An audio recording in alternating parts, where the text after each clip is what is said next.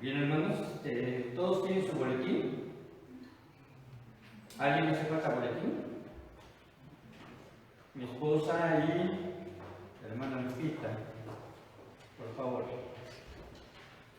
Recuerden, hermanos, que solamente como un anuncio y recalcando, ¿verdad?, lo que se dijo en la mañana, el próximo domingo tenemos nuestra salida, nuestro día de campo con toda la iglesia, con los que quieran participar de la iglesia, así que algunos quizás no vayan a poder, y algunos por motivos de salud, algunos quizás por alguna otra circunstancia.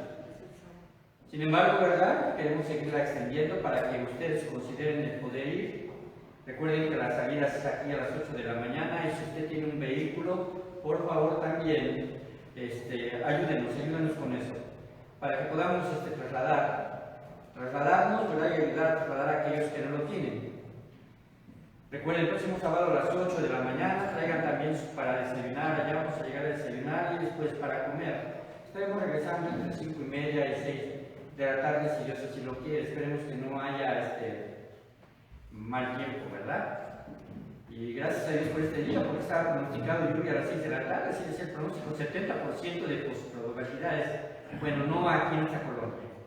No sé si en algún otro lado, pero no aquí, cayó simplemente una pequeña briznita que prácticamente ni empapó el piso ni lo pudo mojar, pero pues gracias a Dios. Bien, vayamos a la carta de Timoteo. Curiosamente, yo no he conocido a nadie de forma personal que se llame Timoteo. No sé si ustedes conocen a algún Timoteo así de persona.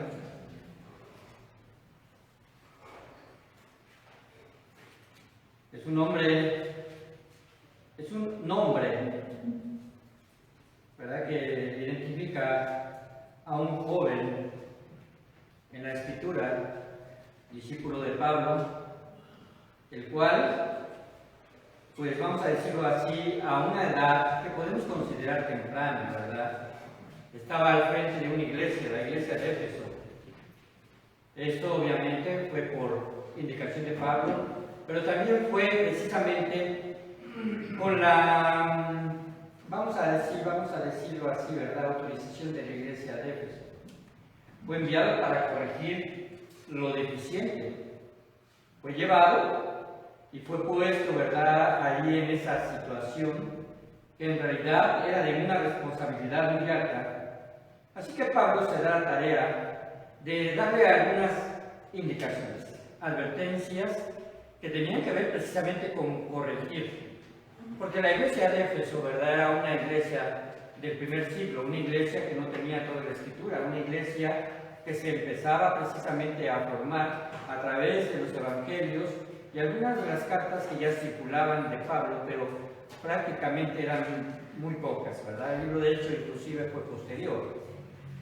Así que en el capítulo número 4 habíamos visto algunas cosas con respecto a que debería de tener, era advertido y debería tener cuidado con aquellos que apostaban de la fe y que también enseñaban doctrinas de demonios. Y ahí se menciona una serie de características con las cuales se puede identificar, ¿verdad?, a aquellos que actúan de esa forma.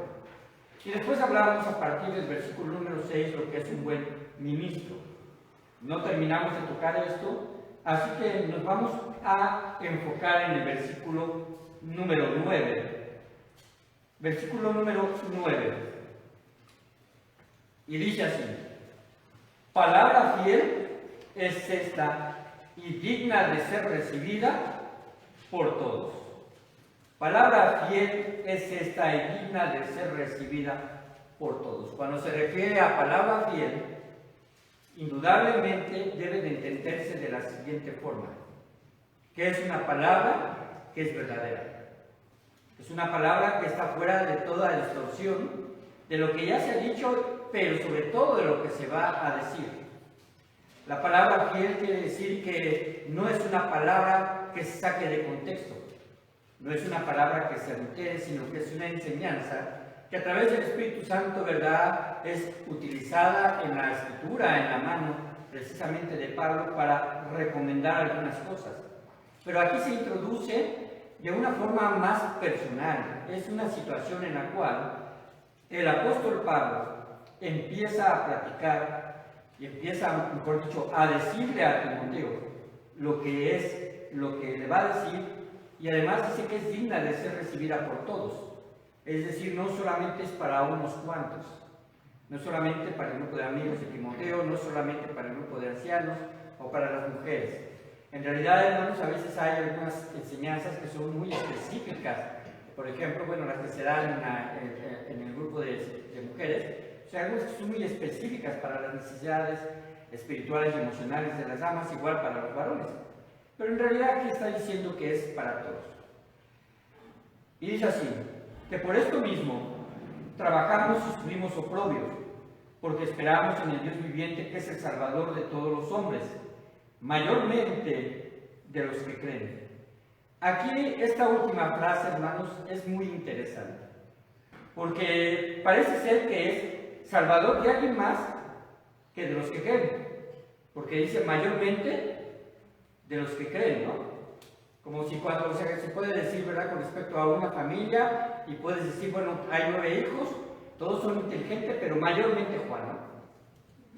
¿Qué quiere decir eso? Que todos son inteligentes, pero en escala podría ser Juan, ¿no? Esto pues, obviamente no Juan Benito, es otro Juan. Pero hermanos, en realidad, ¿verdad?, este pasaje solamente alude a 2 tipos de, vamos a decirlo así, de aplicaciones. Jesucristo es Salvador de algunos grupos de personas que todavía no tienen la facultad de creer, y estas son los niños. O de aquellos que tienen alguna, a lo mejor, alteración, ¿verdad?, mental, y que de alguna forma, ¿verdad?, así como actualmente se puede decir, son especiales y no disciernen entre lo bueno y lo malo. O simplemente, de una forma, vamos a decirlo así, más categórica, simplemente Él se ofreció como Salvador por todos, pero solamente Salvador de los que creen, de aquellos que aceptan al Señor Jesucristo como su Salvador. Yo creo más en la primera acepción que acabo de decirles. Creo que nuestro Dios, ¿verdad?, gracias a su infinita sabiduría o su omnisciencia, Él permite que los infantes, ¿verdad?, sea para ellos el reino de los cielos. Y para aquellos que no tienen la capacidad de discernir entre lo bueno y lo malo. Y esta enseñanza la vemos bastante en las Escrituras, especialmente lo podemos ver en Jonás, cuando va a acabar con la ciudad de Nínive y le dice a Jonás, ¿acaso no tendré misericordia, verdad, de este pueblo, donde hay, no recuerdo bien la cantidad, pero hasta menciona varios miles de personas que todavía no saben discernir entre lo bueno y lo malo? Así que Dios, ¿verdad?, Dios es justo en este sentido. Es cierto que todo hombre nace con la semilla del pecado y los niños nacen, ¿verdad?, con la naturaleza pecaminosa. Pero hay un periodo de tiempo en su infancia que no disciernen entre lo bueno y lo malo. Solamente responden, ¿verdad?, a veces en alguna situación en la cual pues ellos simplemente, vamos a decirlo así, es una respuesta, ¿verdad?, tipo, vamos, de la propia naturaleza humana para no ponerse en peligro, pero no disciernen realmente esto. Es muy entendible, ¿verdad?, sobre todo cuando se trata de hablar acerca de algunas cuestiones pecaminosas, ¿verdad?, que se están intentando adoctrinarlos desde pequeños en las escuelas acerca precisamente de esta situación de la igualdad, no la igualdad de género, ¿cómo se llama? La filosofía se me fue ahorita el nombre. Lenguaje inclusivo o cuestiones acerca en relación, por ejemplo, a la situación de cómo se conforma la familia, ¿verdad?, donde actualmente ya se les enseña que la familia puede estar conformada con 2 varones como padres o 2 mujeres como madres, que en realidad esto va fuera de la Escritura, ¿verdad?, y es una situación pecaminosa, ellos no lo entienden. Así que pues es una etapa muy frágil y una mentalidad en la cual pues están atacando precisamente este tipo de ideologías de género, esa era la palabra. Así que dice esto, manda y enseña. Y precisamente este tema se llama ocúpate, porque es lo que vamos a ver en realidad, de darle énfasis a esto. El versículo número 11 y hasta el versículo número 13, por favor, léanlo en voz alta y puestos de pie, quien pueda ponerse de pie, y no desde su asiento. Versículo 11 al 13. Dice así la palabra de Dios. Esto manda y enseña. Ninguno tenga mejor por tu juventud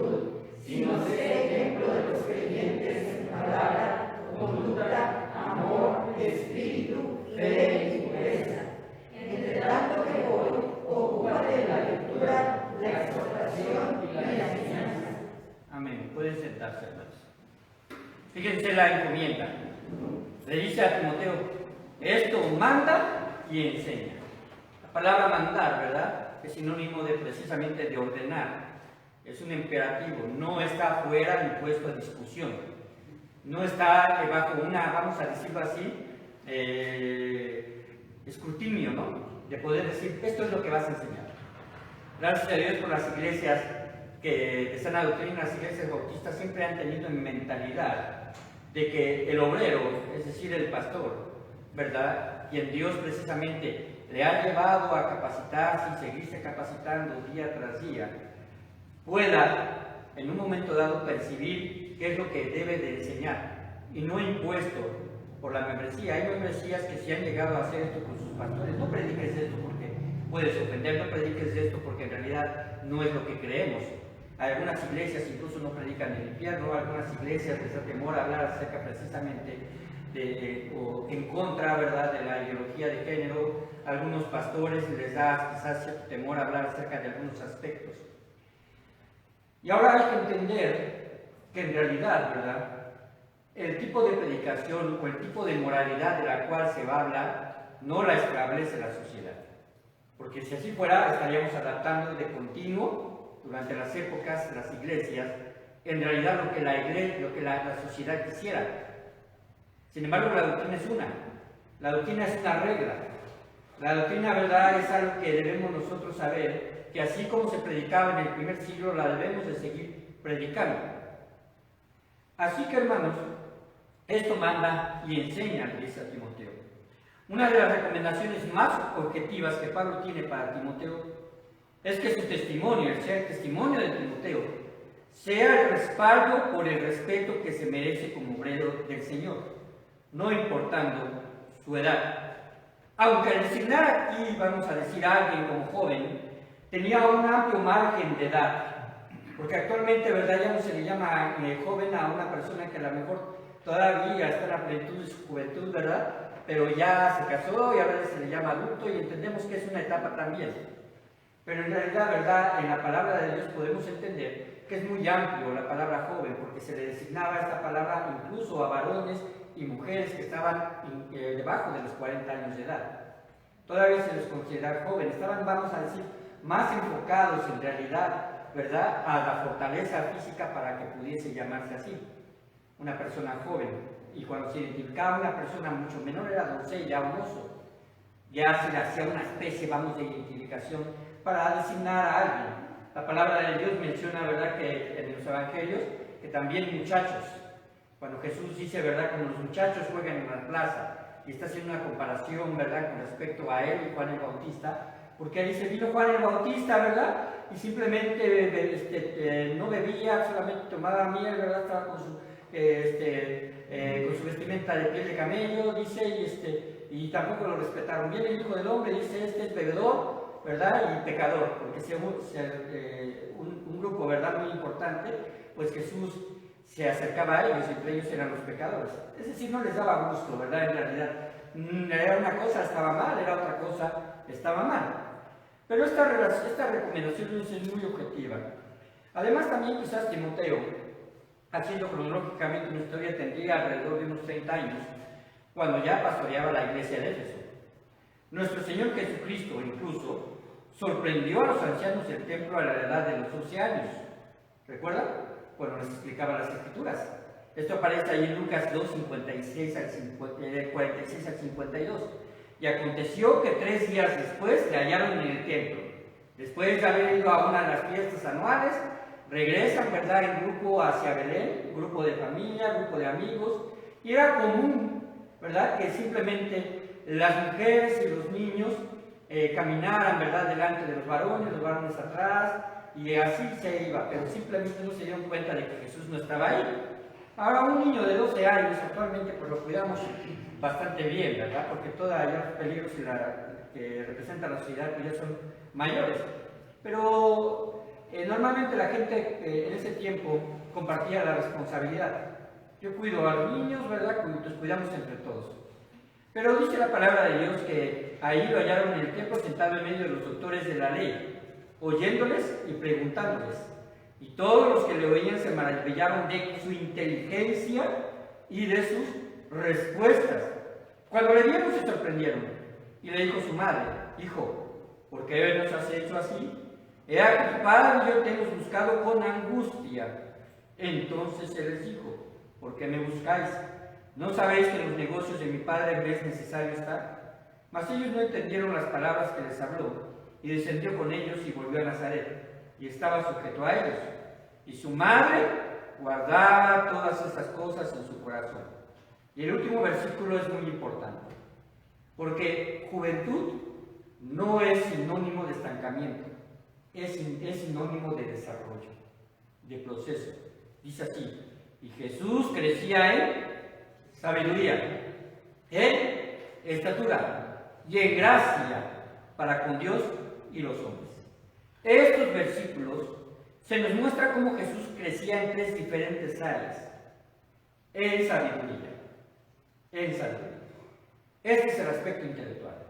Este es el aspecto en el cual Jesús crecía, ¿verdad? Y aprendía como un ser humano, vamos a decirlo así, común y corriente, y enfrascado precisamente, no solamente ya para esta edad ya había identificado, ¿verdad? Ya tenía bien establecida su identidad como hijo de Dios. Y él aprendía. Pero al parecer tenía un conocimiento más amplio que los propios fariseos y doctores de la ley, porque los doctores de la ley se sorprendían. Y esto realmente no es de sorprender, porque era el Hijo de Dios, porque el Espíritu, ¿verdad?, estaba con él, porque él aprendía de forma directa con su Padre, de forma diaria, porque él sabía que había venido. Dice la palabra de Dios también que había otra área en la cual él crecía, y esta área estamos hablando precisamente en estatura. Este es el proceso normal biológico de todo niño, ¿verdad?, y cada uno de nosotros. Tenemos que crecer biológicamente, pero también en gracia para con Dios y los hombres.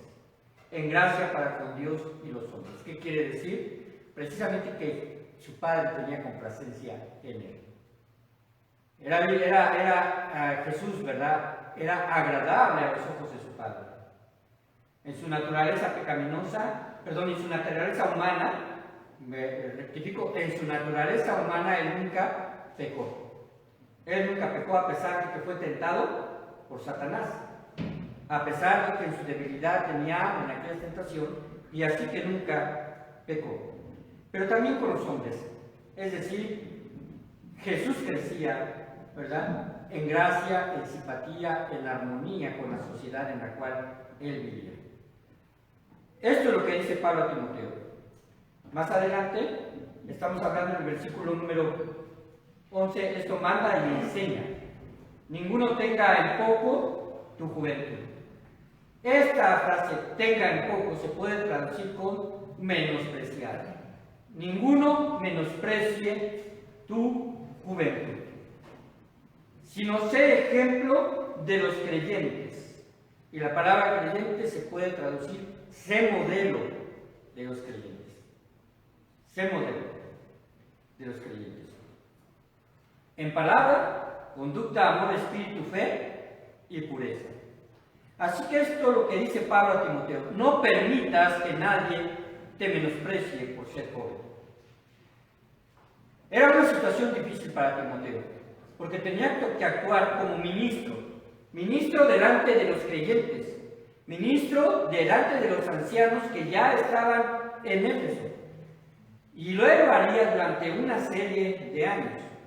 El apóstol Pablo mismo había enseñado a esos ancianos, cuando se establecieron las iglesias, a cómo se deberían ellos de conducir. Sin embargo, hubo situaciones que no pudieron definir y que Pablo instruyó a Timoteo. Es decir, Pablo iba instruido en la palabra de Dios. Y seguramente en las cartas, ¿verdad?, que él leía de Pablo, pues aprendía todavía más. Él debería de tener precisamente una conciencia clara de que el aprendizaje era continuo.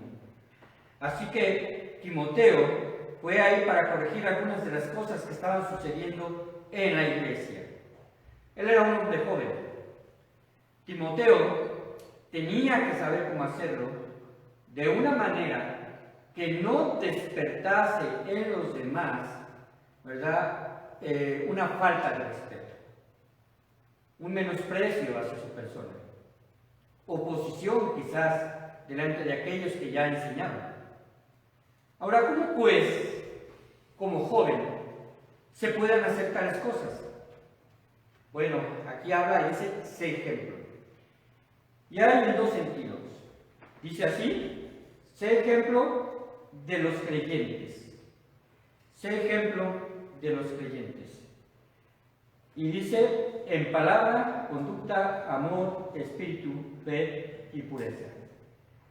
Realmente podemos decir que son dos vertientes, que es en palabra y conducta, porque en conducta podríamos introducir precisamente los siguientes aspectos: una conducta amorosa, un espíritu correcto en relación a su fe, en relación a cómo él ejerce la fe delante de los demás y cómo es su vida moral, que es esto precisamente de pureza. Estas deben de ser las cosas que, según Pablo le dice a Timoteo, que deben de caracterizarlo, porque esto es lo que va a respaldar precisamente su testimonio y el hecho tampoco de ser menospreciado. Para empezar, podemos decir que este ejemplo tenía que ver precisamente con la palabra. Con la palabra. Sé ejemplo de los creyentes en palabra.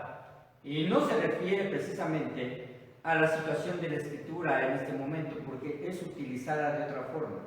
Se refiere a su forma de hablar, a su forma de responder delante de la presión, a su forma de que su testimonio no fuese afectado por quizás llevarse por la ira, o quizás llevarse a lo mejor por la emoción, o ser impetuoso, ¿verdad? Y simplemente dejar vamos a decir, un mal sabor de boca a alguien por la forma en la cual quizás conteste. Creo que esta es una situación que realmente debemos nosotros ir desarrollando en nuestras vidas, porque es muy importante cómo hablas, cómo te relacionas con los demás. Después dice también en conducta, en conducta.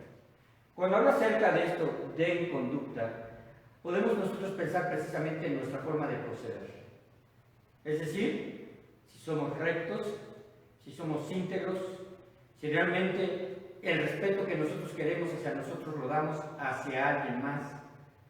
¿Por qué? Porque también, hermanos, nosotros creemos que lo que el hombre siembra, eso también cosecha.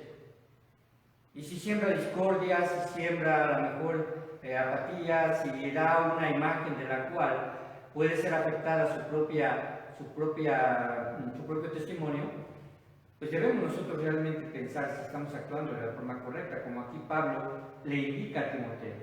Debe de ser ejemplo en conducta, en amor, es decir, sus acciones deben estar impregnadas en amor. Pablo se dio a la tarea de escribir un capítulo completo en 1 Corintios acerca de cómo debe de ser el amor ágape. Y aquí la palabra amor precisamente es la palabra ágape, es decir, debes precisamente actuar de la forma en la cual Jesucristo actuaría, con amor. Ahora, cuando se habla acerca de amor, ¿verdad?, no quiere decir que seamos consecuentes hacia el pecado, sino que seamos misericordiosos hacia la persona. Dice también en espíritu, y si se fijan ustedes, esto está en minúscula, ¿verdad? En espíritu, es decir, cuáles son tus motivaciones, cómo tú reflejas espiritualidad al actuar. Realmente si tu mente, ¿verdad?, está pensando en todo lo bueno, todo lo amable, todo lo que es de buen nombre, que en realidad ese tipo de mentalidad nos llevaría a nosotros, sin lugar a dudas, a tener buen testimonio delante de otras personas. Fe. ¿Cómo expresas tu fe? ¿Cómo podemos nosotros decir que somos cristianos cuando dudamos delante de las promesas de Dios o cuando estamos en una crisis? Realmente estamos fortalecidos en el Señor y creemos que el Señor, ¿verdad?, tiene nuestras necesidades y está atento a todas nuestras experiencias y vivencias. Si tenemos fe y creemos que Jesús, ¿verdad?, es lo suficientemente bueno para ver nuestras necesidades, podríamos exclamar, ¿verdad?, como dice ahí Mateo capítulo número 6, en el cual dice, mas buscar primeramente el reino de Dios y su justicia, y todo lo demás os será añadido, o vendrá por añadido. Eso es ejercer una buena fe. Y pureza. Ahí está hablando precisamente acerca de su conducta moral. Obviamente, en ese tiempo, ¿verdad? La mente sigue siendo tan pecaminosa como actualmente, pero el alcance de la tentación ha aumentado en grandes proporciones. En aquel tiempo no había, ¿verdad?, páginas pornográficas, en aquel tiempo no había tanta facilidad para entrar a comunicaciones, ¿verdad?, que estén expresando una sexualidad en realidad, ¿verdad?, corrompida, como hoy lo hay. Y sin embargo, a este joven Timoteo, que hasta este momento, ¿verdad?, y quizás nunca se casó, pero hasta este momento le está diciendo él precisamente, Pablo, a Timoteo, debes de ser moralmente, ¿verdad?, puro. Debes de tener precisamente una mentalidad que busque las cosas de Dios. Y dice el versículo número 13, entre tanto que voy. Entre tanto que voy. Es decir, mientras yo no esté a tu lado, mientras no esté cerca de ti, y tenemos que ver que hay una intencionalidad de volver a ir con Timoteo, como si fuese a supervisar el trabajo que Timoteo está haciendo. Le dice, entre tanto que voy, ocúpate en la lectura. El tema se llama ocúpate.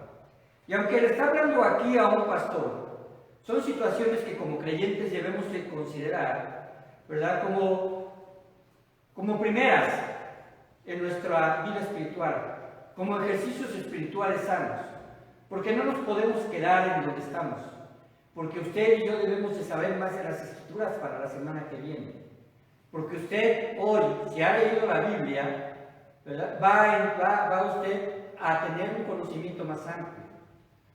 Quizás usted, ¿verdad?, tiene la buena costumbre y el buen ejercicio de leer su Biblia de forma diaria. Hágalo. Y de esa forma entonces podrá usted cada vez ser más iluminado por el Señor para entender con más claridad lo que Él quiere decir.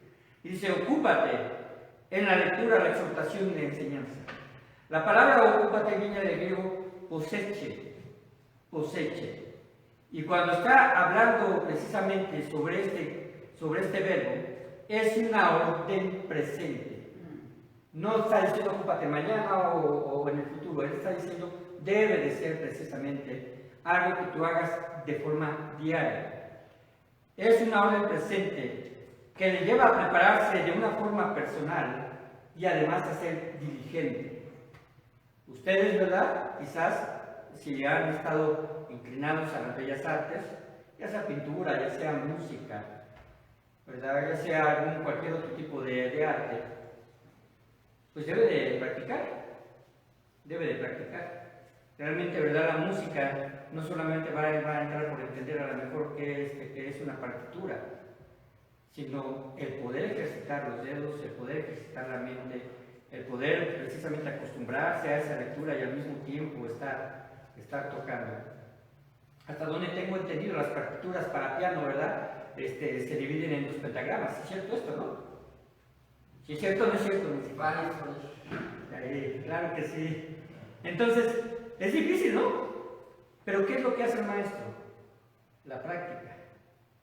Y hermanos, ¿qué es lo que va a hacer de nosotros el que podamos crecer espiritualmente cuando nos ocupemos precisamente de estos 3 aspectos que nos está mencionando? La lectura, la exhortación y la enseñanza. Los ministros debemos ocuparnos de esas cosas como tarea principal en el ministerio personal. Porque es lo que está diciendo precisamente Pablo a alguien que va a estar en el ministerio pastoral. A alguien que debe sacar provecho en toda su persona y en todas las cosas a través de estos 3 aspectos. Un pastor, pero también un creyente, debe de ganar conocimiento. Debe de ganar conocimiento diario en la palabra. Y además, ¿verdad?, debe de ser ejemplo a otros. Esto, hermanos, es un reto en realidad. Porque como pastor, ¿verdad?, en realidad es muy importante y además, ¿verdad?, incentiva a ir aprendiendo cada vez más. Cuando ve que la membresía o alguien, ¿verdad?, un miembro de la iglesia, se acerca y te pregunta realmente cosas difíciles, cosas en las cuales a lo mejor tú ni habías pensado y estás a lo mejor viendo un versículo, pero esta persona está leyendo la palabra de Dios con más profundidad y entonces vienen preguntas que realmente pueden ser a veces difíciles y en realidad, ¿verdad? Debemos conocer nuestras limitaciones, a lo mejor no podemos ni contestarlas. Esperemos que no sea el caso, ¿verdad? Que su servidor vaya a llegar a ese punto. Pero sin embargo, hermanos, hay que estarse alimentando. Debemos también ganar a otros. La doctrina, hermanos, la doctrina es un ministerio muy importante. Esta doctrina está contenida en las Escrituras. ¿Y cómo debe de ser la palabra? La palabra en la cual nosotros debemos ocuparnos. Dice, ocúpate de la lectura. Y obviamente se está refiriendo ahí sí a las Escrituras, no a cualquier clase de lectura. No hace falta que especificara la ley o el Antiguo Testamento. Sabía precisamente que será una situación ministerial. Y en ese aspecto, hermanos, debemos de aprender para poder explicar. ¿De qué forma? De una forma clara, de una forma que el Evangelio, ¿verdad?, sobresalga sobre cuestiones incluso personales. Debe de ser práctica. La enseñanza debe de ser práctica, es decir, debe de llevar a los creyentes y a uno mismo a que la pongamos nosotros precisamente como vivencia. Debe de ser bien expresada, debe de ser bien explicada, debe de aprenderse para ser defendida y además se debe de aplicar. Es decir, que Timoteo tenía que aplicar todo su esfuerzo y su juventud en estos tres aspectos. Y la primera es la lectura o la enseñanza. Bueno, ahí aparece al final la enseñanza, la lectura, es decir, su propia alimentación espiritual. Además también, hermanos, debemos aprender esto. Cuando dice ocúpate en la lectura, yo no me había dado cuenta de esta situación hasta que leí precisamente un exégesis. Pero en realidad, ¿verdad?, aquí la palabra lectura está definida como una lectura pública. ¿Por qué? Porque los congregantes de las iglesias, incluso en las sinagogas, no tenían cada uno su papiro. No tenía cada uno, ¿verdad?, ahí al punto de poder abrir una Biblia. No lo tenían. Solamente existía para el que podía leer. Eso precisamente lo vemos con Jesucristo cuando estaba en la sinagoga y lee una profecía acerca de él. Y dice, hoy se ha cumplido delante de ustedes esta profecía. La lectura precisamente era muy importante, no cualquiera lo podía hacer. Se designaba, ¿verdad?, en cada sábado a alguien que pudiera hacerla y en la iglesia también para leer la Escritura. En realidad, hermanos, debemos entender que fuera del pueblo hebreo y en los gentiles, sobre todo en aquellos, ¿verdad?, que no eran del aspecto griego, existía una gran cantidad de personas que no sabían leer ni escribir, pero aprendían mentalmente lo que se les enseñaba, lo llevaban en su corazón. Después habla y dice, ocúpate en la exhortación. En la exhortación. Hermanos, la palabra exhortación conlleva las siguientes ideas: aconsejar, animar, alentar, reprender. Y todas estas ideas abarcan el trabajo ministerial del pastor. Es prerrogativa del pastor atender estos asuntos porque son de índole espiritual y emocional.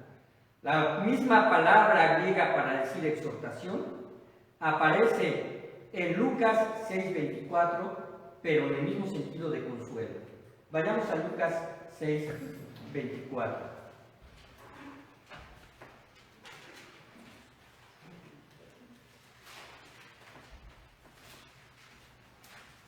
Dice, mas hay de vosotros, y aquí está hablando acerca de algunos años, ¿verdad? Y está prácticamente, ¿verdad?, ahí advirtiendo a los ricos. Dice, mas hay de vosotros ricos, porque ya tenéis vuestro consuelo. Esta palabra consuelo es la misma palabra que se utiliza para exhortación. Es decir, cuando nosotros también exhortamos a los creyentes en consejería, debemos de proporcionar ¿qué? Consuelo. Aquí está utilizado bajo una connotación negativa de una conducta incorrecta por parte de los ricos, que no todos los ricos son así, ¿verdad? No está haciendo precisamente una identificación sobre todos los ricos, sino de aquellos que ven en la riqueza, ¿verdad?, su propia ambición, su propia forma de percibir la vida. También esta palabra puede ser traducida como fortalecer espiritualmente. Así que cuando habla acerca de la exhortación, hermanos, debemos entender que uno de los puntos claves de la obra ministerial de un pastor es la consejería. La consejería. No me cabe la idea de que alguien esté hablando y predicando, ¿verdad?, acerca de amor, acerca de, ¿cómo se llama?, de apoyar a los más débiles, acerca a lo mejor de salir de un vaso emocional, si después negase la consejería. En realidad esto no puede ser. Un pastor debe de ser tanto un maestro como un consejero. Un maestro es a nivel público y una consejería es a nivel personal. Aunque hay algunos sermones, ¿verdad?, hay algunos sermones que precisamente van enfocados en las situaciones de crisis, pero no está, ¿verdad?, enfocado en una persona, sino en un grupo. También dice en la enseñanza, ocúpate en la enseñanza. Esta palabra enseñanza en el griego es una palabra, ¿verdad?, que está contrapuesta, es decir, contra el error. Contra el error. Ocúpate en la verdadera enseñanza. Él advierte contra el error ¿de qué? De una enseñanza que esté fuera de la doctrina. Esto, hermanos, de la enseñanza pues regula precisamente la conducta diaria de cada uno de nosotros. Si no hay enseñanza, no podríamos saber qué es lo que Dios quiere para nuestras vidas. Si no hay enseñanza, no podríamos saber, ¿verdad?, que Dios nos puede atender a través de las crisis. Si no hubiese una enseñanza y un ejemplo, incluso malos ejemplos, que de hay de personajes, ¿verdad?, en el Antiguo Testamento, no podríamos decir, podemos nosotros, ¿verdad?, evitar esos mismos errores, tanto del pueblo de Israel como de la iglesia. Y por eso existen dos cartas a Corinto, porque en la iglesia de Corinto precisamente podemos nosotros notar muchas situaciones de las cuales podríamos nosotros tomar una enseñanza a partir de los errores que en esa iglesia se llegaban a cometer. La exhortación, hermanos, imparte ánimo para la buena conducta. La enseñanza también imparte conocimiento de la verdad. Cuando nosotros estamos hablando acerca de estos aspectos, voy a regresar a 1 de Timoteo, capítulo número 4. Cuando estamos hablando acerca de estos aspectos,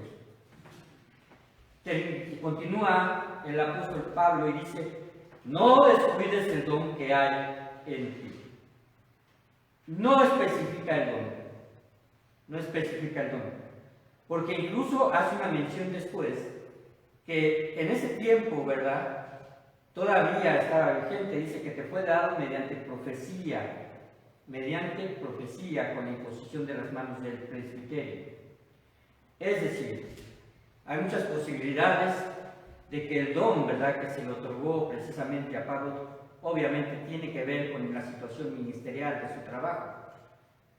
Sin embargo, ¿verdad?, fue confirmado en qué momento, en el momento que se imponen las manos. Aquí la situación no es que se estaba dando el don a través de la imposición de las manos, era una confirmación precisamente de que se le estaba delegando la autoridad para pastorear, para estar delante de una congregación. Y cuando dice del presbiterio, en realidad se puede traducir del grupo de ancianos, es decir, del grupo de pastores.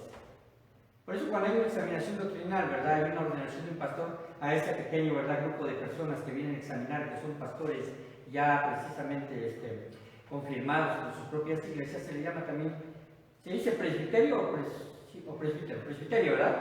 Presbiterio.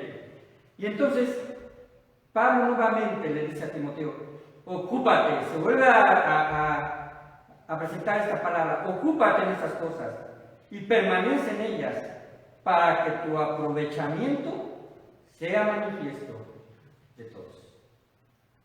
Sería muy lamentable que después de que un pastor ha estado pastoreando quizás por 10 años en una iglesia, la iglesia no perciba un crecimiento espiritual, tanto en la exhortación, tanto en la enseñanza, tanto en la lectura, y que continúe igual que como comenzó. Eso sería realmente muy lamentable. ¿Por qué? Porque debemos estar en constante crecimiento, aprendiendo más, identificando las necesidades de las iglesias locales, identificando las necesidades personales, también reconociendo nuestras propias limitaciones, porque nosotros también, ¿verdad?, tenemos nuestras propias limitaciones. También poder atender nuestras propias necesidades emocionales. Porque en ocasiones también los pastores se sienten decaídos, en ocasiones también se sienten tristes, ¿verdad? En ocasiones tienen que ocuparse a lo mejor de algunas situaciones de las cuales pues pueden ser la familia. Es muy interesante esto, hermanos. Alguna vez platicando con un pastor, ¿verdad? Él me decía, yo no me había puesto a pensar en esto, pero él me decía, mira, yo tengo mi familia, y parte de mi familia va a la iglesia y parte de mi familia no va a la iglesia. Y si en alguna ocasión, y esto es verdad, o sea, me lo dijo un hermano, me dice, en cierta ocasión se acercó alguien conmigo y me dijo, hermano, ¿por qué atiende a su familia si usted debe de estar entregado a su iglesia? Porque tenía una situación precisamente de atención hacia su familia que no venía a la iglesia, una enfermedad, lo visitaba y todo eso. Como si el contexto de la familia pues es un limitante de que también son personas y almas a las cuales dar testimonio. Es familia, ¿cierto? Pero en realidad, hermanos, no es una atención fuera incluso del aspecto ministerial, porque en realidad también son personas que tienen su importancia para Cristo y para el propio ministerio del pastor. Puede ser, sí, es verdad, porque todos lo hacemos. Puede ser que en el aspecto emocional para mí sea más importante, o vamos a decirlo así, ¿verdad? Que tenga cierta prioridad por ser un familiar. Pero en realidad son atenciones que se deben de dar a todos indistintamente, y no se puede separar una vida familiar de una vida ministerial. Porque si así fuera, nuestro Dios indicaría, ¿verdad? O llevaría a personas o a pastorado, a personas que no tengan realmente una familia que atender. Dice la palabra de Dios aquí, ocúpate de estas cosas y permanece a ellas para que tu aprovechamiento sea manifiesto a todos, es decir, sea de testimonio a todos. Y para terminar, ten cuidado de ti mismo. Ten cuidado de ti mismo. Aquí está diciendo, no te desatiendas tú como persona. No te desatiendas tú como persona. Espiritualmente y emocionalmente. Y de la doctrina, no desatiendas la doctrina. No permitas que dejarte influir por otras cosas. No lo permitas. Miren, hermanos, la realidad es que muchas iglesias de sana doctrina se han inclinado precisamente por cuestiones de número, ¿verdad?, a atraer a personas, y se han deslizado a actividades que están fuera precisamente de una situación de consagración y de reverencia dentro de los cultos. Y se han inclinado quizás a atraer a jóvenes a través de aspectos que parecen más bien ser shows, ¿verdad?, dentro de iglesias. Y ustedes saben a qué me refiero. Este tipo de situaciones no van a ayudar en la espiritualidad futura de los jóvenes. Simplemente, ¿verdad?, se va a ver un estancamiento. Y a veces se da más énfasis que a la propia palabra. Y dice así, persiste en ello. En la mañana, ¿verdad?, estábamos hablando precisamente de perseverancia. Y aquí le dice a Timoteo, tú persiste en ello, pues haciendo esto, te salvarás a ti mismo y a los que te oyeren. Esto no quiere decir, hermanos, que la salvación sea por obras o por la forma en la cual va a llevar Timoteo su ministerio. No es esto. No es que haciendo esto va a llegar precisamente su salvación, sino está precisamente hablando de que es el respaldo de que él ya ha sido salvo, y además su testimonio, ¿verdad?, permitirá que sea tan objetivo que los demás, si son gente incrédula, vean el Evangelio como una vida que se debe llevar con seriedad. Con seriedad. No está hablando de esto, no está hablando acerca de que vas a ser salvo, ¿verdad? O que vayas a perder la salvación si tu perseverancia a lo mejor tiene ahí, a lo mejor un obstáculo, un paréntesis. No está hablando de eso. Está hablando, ¿verdad?, de que en realidad, hermanos, debemos nosotros tomar con seriedad la salvación que tenemos, porque es valiosa. Porque costó la sangre de nuestro Señor Jesucristo. Porque es precisamente de testimonio a otros. Vuelvo a comentar, ¿verdad?, para terminar. Es muy triste, ¿verdad?, que quizás alguien identifique a una persona como cristiano en el pasado y que ahora lo vea como parte del mundo. Que diga, pero tú no eras así, tú ibas a la iglesia, tú hacías esto, tú me hablaste de Cristo. Situaciones en las cuales, ¿verdad?, puede llegar a pasar en la vida de los cristianos, es cierto, en algunos. Ajá. Pero de nosotros depende. ¿Depende de qué? depende de lo ocupado que estemos en las cosas espirituales. Si dejamos esas ocupaciones, obviamente tendremos una vida cristiana muy frágil y Satanás, ¿verdad?, se aprovechará de esto. Vamos a orar. Te damos las gracias, Señor, por este tiempo y bendecimos tu santo nombre. Te pedimos que nos des fortaleza, Señor, y que nos ayudes a tener continuidad en nuestra vida cristiana. Si ha habido errores en el pasado, Señor, de forma personal y también, Señor, cada uno puede examinar su propia vida, que tú nos lleves a reconsiderar, Padre bendito, de que tenemos nosotros la necesidad de ocuparnos, Señor, en la lectura de la palabra, de ocuparnos en el apoyo a otros, en la exhortación, en precisamente en la consejería, dar palabras de ánimo, Señor. Ayúdanos también, Padre Santo, en la enseñanza, porque lo que nosotros hemos aprendido es para transmitirlo a los demás. Que podamos, Padre bendito, tomar ejercicios espirituales sanos, lectura diaria, oración, que podamos echar mano de buenos artículos, buenos escritores, que nos pueden llevar incluso a poder comprender mejor las Escrituras. Que, Padre bendito, podamos aprender a través de las predicaciones de predicadores fiables, sujetos a tu palabra y a tu doctrina. Que no esté, Señor, encubierta, Señor, con diferentes o con malas motivaciones. Te damos la honra y la gloria porque tú eres bueno. Y te damos las gracias por permitirnos estar en este lugar y vivir hasta este momento. Gracias por tu bendita palabra y sigue, Señor, bendiciendo nuestras vidas a través de ella, en el nombre de Cristo Jesús. Amén. Bien, hermanos, gracias a Dios. Nos vemos el miércoles, primeramente Dios.